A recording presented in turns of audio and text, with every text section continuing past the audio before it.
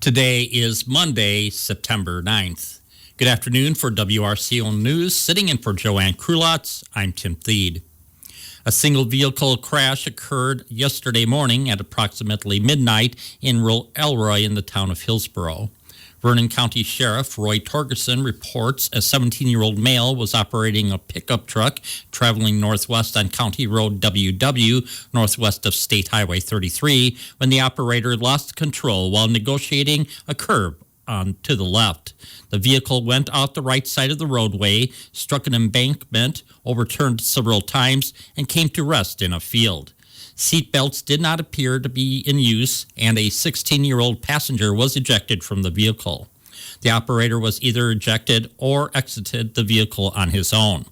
Both were seriously injured and transported to Gunderson St. Joseph's Hospital in Hillsborough by Hillsborough Area Ambulance. The operator was later flown to the University of Wisconsin in Madison by UW Health MedFlight. At approximately 1 a.m., the 16-year-old passenger was pronounced dead at Gunderson St. Joseph's by Vernon County Coroner Betty Nye. Although the investigation is ongoing, speed, alcohol, and vehicle equipment all appear to be contributing factors. There is no further information at this time. The incident remains under investigation by the Vernon County Sheriff's Office and the Vernon County Coroner's Office. Charges are filed against the man accused in the fatal shooting death of UW-Whitewater student Kara Welsh. 23-year-old Chad Richards of Loves Park, Illinois, made his initial court appearance on Friday. He's charged with first-degree intentional homicide and is being held in the Walworth County Jail on a $1 million cash bond. Whitewater police say the 21-year-old Welsh was shot multiple times the night of August 30th. Police responded to an apartment on a call from Richards and found Welsh lying in a pool of blood with no pulse. Richards said he and Welsh argued and that he took a handgun from Welsh and shot her because he feared for his life. Human skeletal remains were found in two rivers over the weekend. According to Manitowoc County Sheriff's Office, a local deer hunter located the remains on private property on Saturday and immediately notified law enforcement. The Sheriff's Office said determining the race, sex, or age of the remains will be a lengthy process as the investigation into them continues. They also said they cannot confirm if the remains are connected to missing 3-year-old Elijah View, who disappeared in February in Two Rivers. 3 individuals were arrested during a traffic stop early Friday morning. At approximately 1:39, the Iowa County Sheriff's deputies conducted the stop on U.S. Highway 14 in the township of Arena. Arrested were Michael B. Perkins, 46 of Muscadet, Kenneth S. Holden, 32 of Richland Center, and Michelle L. Olson, 45 of Muscadet. Perkins was arrested on charges of manufacturing and delivering cocaine, possession of drug paraphernalia to manufacture, compound, convert, produce, or store methamphetamine, bail jumping, ID tampering, failed to install, and court order violation. Holden was arrested on charges of manufacturing and delivering amphetamine, possession of THS, bail jumping, resisting or obstructing an officer, probation violation, arrest warrant, and bail jumping. Olson was arrested on charges of possession of drug paraphernalia, manufacturing and delivering cocaine, possession of drug paraphernalia to manufacture methamphetamine, and presence of child less than 14 years old. Michael Perkins and Kenneth Holden were both transported to the Iowa County Jail, where they remain at this time, and Michelle Olson was also transported to Iowa County Jail, where she was later released. Also on Friday evening at approximately 7:35, the Iowa County Sheriff's deputies conducted a traffic stop on U.S. Highway 14 near County Road K in the township of Arena. As a result of the stop, Quinn E. Juneau, 22 of Sun Prairie, was arrested on charges of operating without a valid license, second offense, possession of THC, and possession of cocaine. Juneau was transported to the Iowa County Jail, where she was later released. Also on Friday at approximately 8:28 in the evening, the Iowa County Communications Center received a report of a disturbance on State Road 23 in the township of Mineral Point. As a result of the disturbance, Patrick C. Ford, 64 of Mineral Point, was arrested on the charge of domestic battery. Ford was transported to the Iowa County Jail, where he remains at this time. Nipped in the bud, more than 400 plants seized from a cannabis growing operation in southwest Wisconsin. Sean Maloney has more. 3 people were arrested and 411 marijuana plants were confiscated last week when Greene County Sheriff's deputies executed a search warrant in connection with a marijuana growing operation. The sheriff's office was tipped off to the outdoor growing operation at a rural home about 4 miles south of Belleville. Sean Maloney, Wisconsin Radio Network. Former President Donald Trump posted on his social media site threatening to jail those involved in unscrupulous behavior this election, which he said would be under intense scrutiny. Trump wrote late Saturday, "When I win, these people that cheated will be prosecuted to the fullest extent of the law, which will include long-term prison sentences so that this depravity of justice does not happen again." Trump's post comes just days before his first debate against Vice President Kamala Harris tomorrow evening. The Democratic vice presidential nominee is heading back to Wisconsin on Friday. Ted Allen reports. Minnesota Governor Tim Walz and Vice President Kamala Harris are scheduled to visit battleground states in the days following Tuesday's first presidential debate. The Wisconsin stop for Walz will be a part of the Harris-Walz campaign's 4-day multi-state New Way Forward bus tour, which kicks off Thursday. Where Walz will be in the state has not yet been determined. He spoke at Milwaukee's Labor Fest this past Labor Day. Ted Allen, Wisconsin Radio Network. Life in prison for a Madison man convicted of killing a toddler. Unlike court records show, Marshawn Giles was sentenced last week to life without possibility of release. Giles was found guilty of over a dozen charges, including first-degree intentional homicide and first-degree child sexual assault. The 20-month-old girl was found dead in April of 2022 when Madison police entered an apartment. An autopsy found the child suffered skull fractures and blunt force injuries consistent with sexual assault. Dane County jurors rejected a defense plea of not guilty for reason of insanity to some of the charges against Giles during his trial earlier this year. Boosted by strong scores in metrics measuring public service and improved score in social mobility, the University of Wisconsin is ranked first among national public universities and 12th overall in Washington's monthly 2024 College Guide and Rankings. Last year, UW was ranked second among national public university at 11th overall in the rankings. Washington Monthly says it rates schools based on what they do for the country. The rankings are based on a school's contribution to the public good in 3 categories: social mobility, research, and providing opportunities for public service. UW-Madison dropped 1 in the rankings for public service and research. It was ranked 7th in public service, which looks at AmeriCorps and Peace Corps' participation among alumni. ROTC participation, the percentage of federal work-study funds spent on service, community engagement, voter engagement, and the percent of grads with service-oriented majors. It was 18th in research. UW-Madison was 42nd overall for social mobility, up from 62nd last year. UW-Madison also ranked 12th in the Midwest, up from 21st last year in Washington's monthly Best Bang for Your Buck rankings. A list of schools ranked based on how well they help non-wealthy students attain marketable degrees at affordable prices. In net price of attendance for families below a $75,000 income, UW ranked 16th overall. UW-Madison ranked 7th in research expenditures. Other national rankings include 7th in AmeriCorps' Peace Corps participation, 10th in the number of science and engineering PhDs awards, and 30th in faculty accolades.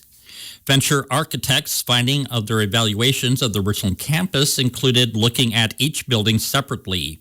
We already looked at 3 of those buildings: the Arts and Education's building, the library, and the building which hosts the Wallace Student Center and Coppertop Theater. When examining the science building on campus, which was renovated, they found materials in the original structure were partially upgraded. Kyle Kanoth is with Venture Architects.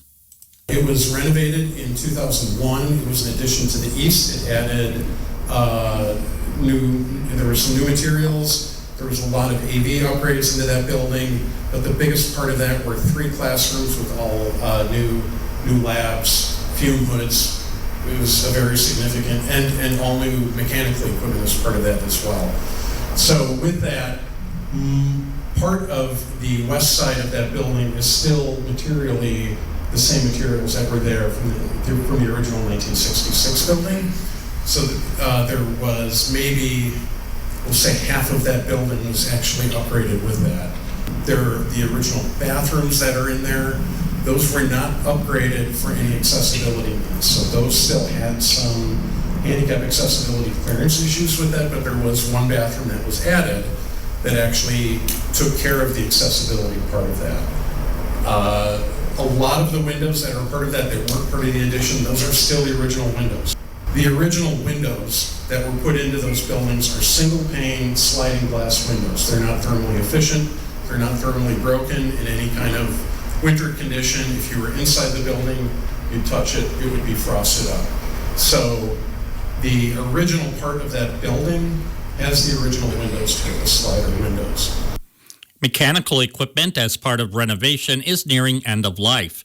The exterior bricks is in need of tuck pointing, and future building uses are constrained by the addition and renovation work. Any future use for that building is really constrained by the lab portion of that building. So if there was a need for another lab, classroom type use, that's perfect. Anything else, it would require a pretty significant renovation of that space. So you're just dealing with the 1966 shell of the building, 1966 structure. The cost of renewal for the science building is estimated at nearly $441,000. The replacement cost is an estimated $9.2 million. The addition of Melville Hall is still functional. However, there are some accessibility problems for the restrooms. Kyle Kanoth added that the office spaces are too small to be used for that purpose today. Any sort of reuse would require significant floor plan modifications. Any kind of offices work in the original part of Melville Hall, it would require really almost gutting out that entire donut of walls and trying to reconfigure that to probably a single corridor with offices on one side. The other part with that that's kind of odd was the courtyard that's in the middle. At the time, the design probably fantastic. It's now become a bit of a liability for the building just because there's a lot of weather getting into that space and there isn't a lot of accessibility for maintenance people to get into that space to fix those things. I think any kind of major renovation in that space, that central piece, that central courtyard would have to be addressed as part of that design. The renewal cost for Melville Hall is estimated at $739,000, with a replacement cost estimated at $7.95 million. Tomorrow, Kyle Kanoth will share with us the conditions of the gymnasium building.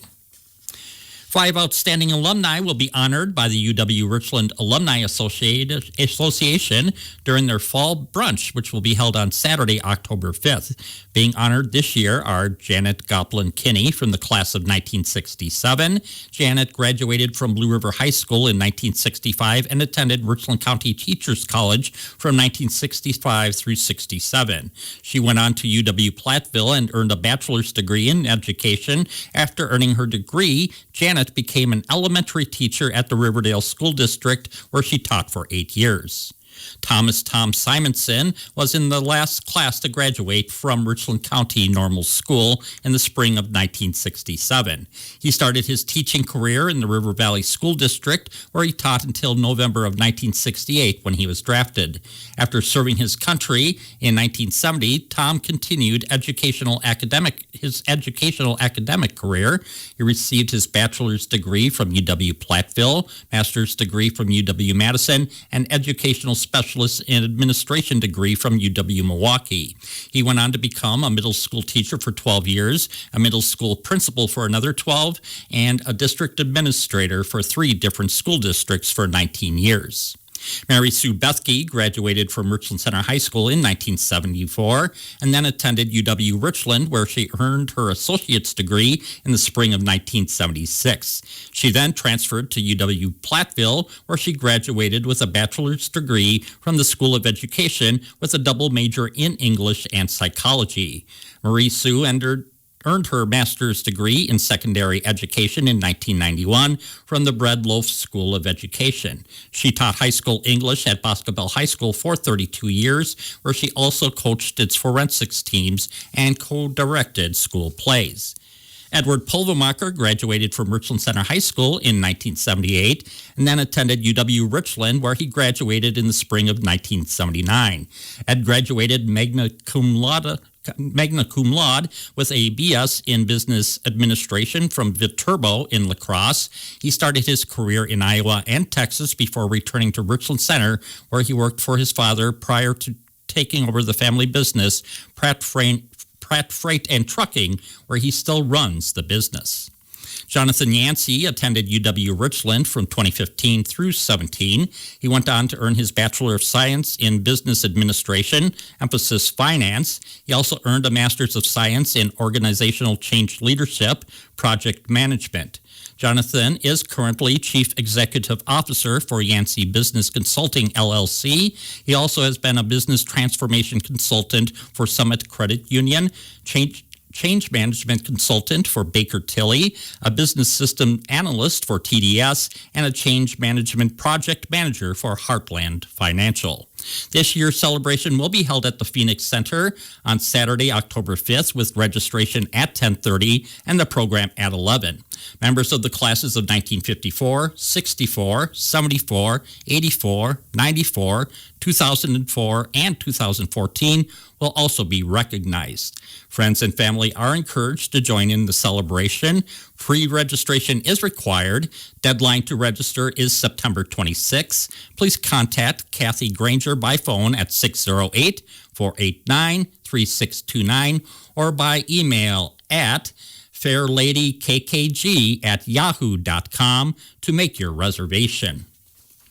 The Wisconsin Department of Natural Resources encourages the public to report when and where they see frogs, salamanders, lizards, or snakes, known collectively as herptiles, crossing the road during the late summer and early fall. As the end of the summer approaches and brings cooler temperatures, herptiles will soon begin crossing roads as they migrate from breeding and summer foraging locations to hibernation areas. Snakes and lizards in particular may see a stretch of gravel or pavement as an opportunity to gain warmth on the heated pavement, putting themselves in danger of being hit by vehicles in the process. Over half of Wisconsin's reptiles are endangered, threatened, or of special concern. A special concern species means their population is declining and in need of conservation action. By reporting sightings of these reptiles and amphibians on and around Wisconsin's roads, drivers can help researchers better understand where their populations occur and save more of them in the future.